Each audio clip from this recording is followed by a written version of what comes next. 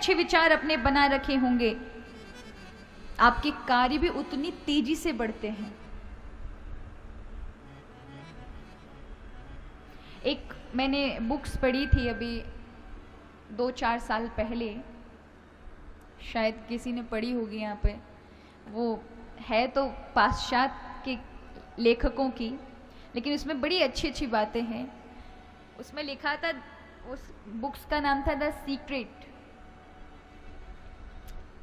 उसमें पूरा खेल ये विचारों का ही है। कई लोगों ने अपने विचार सोच सोच के कि मुझे ये करना है, ये करना है, तो उसने उन चीजों को आकर्षित कर लिया अपनी ओर। और यही बात शास्त्र भी कहते हैं कि जैसे आपके विचार हैं वैसे ही आपका भाग्य और प्रारब्ध तय हो जाता है। क्योंकि मन के विचारों को, जैसे ही मन में कोई विचार आता है, आप उनमें से छांटें। अगर गलत विचार है तो उसके बारे में सोचें और सोच करके उसे सकारात्मकता में प्रयोग करें, उसे नकारात्मक ना रहने दें। अगर आज आपके संबंध में किसी प्रकार की कठोरता आ रही है तो कुछ ऐसी चीजें करें। पत्नी अगर आपकी लड़ती झगड़ती है, कुछ ऐसे ताने देती है, तो कभी कभी मन में विचार आते हैं आपके कि नहीं, क्या मेरा विवाह कैसे हो गया, ये कैसे हो गया, इतना दुख है, या परिवार में कोई ऐसा माहौल है, तो आप सोचें। कुछ अच्छे भी कार्य होते हैं, ठीक है आज हो गया कोई बात नहीं, भगवान ने मुझे बड़ा हृदय दिया है। क्योंकि भगवान ने जो चीजें आपको दी हैं उसका जिम्मेदार आप दूसरे को नहीं ठहरा सकते। किसी ने हम पर कुछ गलत किया तो उसके जिम्मेदार कोई दूसरा नहीं है। हम अपनी बुद्धि से, भगवान ने हमें विवेक क्यों दिया है, क्यों ये गीता पुराण आदि है कि आप अपने मन को संतुलित कर सकें, अपने मन में अपने हाथ में कंट्रोल हो आपका, कोई दूसरा आपको सता ना सके। आज तो हमें हर कोई सता देता है, सताता है कि नहीं सताता? किसी ने अच्छा नहीं बोला तो आप दुखी, किसी ने अच्छा बोल दिया आपको तो आप खुश, किसी ने आपको कहा कि आपने आज अच्छे कपड़े पहने हैं तो आप खुश, और आप खुद अभी मिरर के सामने, शीशे के सामने देख कर आ रहे हो, 50 बार देख लिए, वाह बहुत बढ़िया लग रहे, लेकिन सामने से किसी ने कह दिया क्या पहन लिया, बहुत बुरे लग रहे हो, तुम्हारा सब का सब धुल गया वहीं की वहीं। जो संतुष्टि वहां करके आए थे कोई काम की नहीं रही। तो उसका कारण क्यों?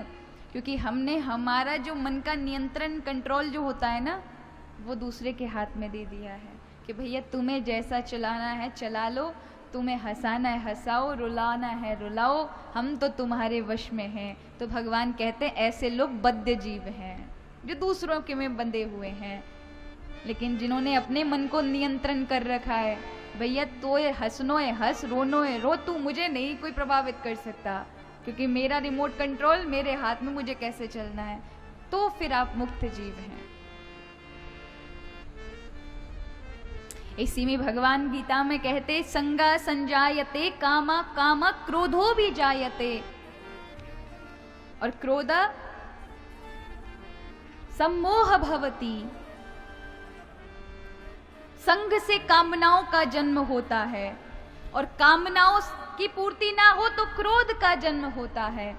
क्रोध जब आता है तो मोह पैदा कर देता है, और मोह आने से बुद्धि नाश हो जाती है। बुद्धि नाशो प्रणश्यति, इसका अर्थ क्या है, इसे एक उदाहरण में समझाऊं। ये आंखें जो है ना, बड़ी खतरनाक इंद्री है या नहीं? जो चीज मैयाओं ने नहीं देखी होगी, किसी की साड़ी, कोई गहना, तो महाराज कोई फर्क नहीं है, सब अपने अपने घर में खुश। लेकिन जो चीज तुम्हें पसंद आ गई तो पूरी मार्केट छाना हो गया, वो चीज चाहिए चाहिए चाहिए, कहाँ गए? अरे वैसे नहीं है, पूरा दुकानदार, जितने भी दुकानदार भाई होते हैं ना, उनके लिए सारी मैया सब बहनें होती हैं, और सारी बहनों के वो एकमात्र भाई होते हैं। भैया जी ये वाली नहीं, दूसरी वाली दिखाओ। वो 100 दिखा देगा ना तो भी मैयाओं को संतुष्टि नहीं होगी। वो वैसी वाली नहीं है, वो कमला ने पहनी थी, वैसी नहीं है, वैसी नहीं है। होता है ना, क्यों? क्योंकि आँखों ने देख लिया तो बस भाइयों का भी होता है, कोई चीज़ देख ली, कोई गाड़ी देख ली, कोई चीज़ पसंद आ गई तो बस अब कुछ भी हो इसी को पाना है। और अगर इतनी मेहनत करने के बाद वो चीज़ ना मिले तो क्या होता है, फिर क्रोध का जन्म होता है। ऐसे समझें कि यहाँ कोई भंडारा हो रहा था या कोई फंक्शन हो रहा था कि लोग भोजन करा रहे थे, अचानक से मैं भी आ जाऊं और मैं भोजन करने के लिए, मैंने कहा सब पा रहे हैं और यहाँ तो बहुत अच्छी चीज़ चल रही है, यहाँ तो भोजन चल रहा है, चलो मैं भी पा लेती हूँ।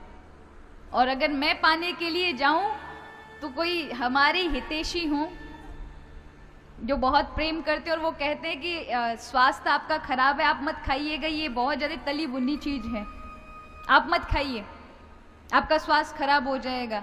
तो संग को देखकर मेरे अंदर कामना जागी किसकी, खाने की, क्योंकि सबको खाते हुए देखा, लेकिन किसी ने आके मुझे टोक दिया, नहीं आप नहीं खा सकते, तो फिर गुस्सा आएगा। तुम होते कौन हो मुझे रोकने वाले, मेरी इच्छा हुई है, तुम कौन होते हो जो मुझे निर्णय दोगे कि मुझे क्या खाना चाहिए क्या नहीं खाना चाहिए। तो क्या होगा, क्रोध आएगा, क्रोध से मोह बुद्धि पर पर्दा पड़ जाएगा, सामने वाला जो मना कर रहा है ना वो मेरा दुश्मन हो जाएगा, वो बिल्कुल शत्रु की तरह लगेगा उस समय, क्योंकि उसने मेरी कामना की पूर्ति नहीं होने दी। उससे क्या होगा, बुद्धि पर मोह का पर्दा पड़ा तो बुद्धि नष्ट हो जाएगी, फिर सोचने समझने की शक्ति खत्म हो जाती। इस प्रकार हमारा शरीर काम करता है। तो विचारों का बड़ा गहरा प्रभाव है, हमें अपने विचारों को बड़ा शुद्ध रखना चाहिए।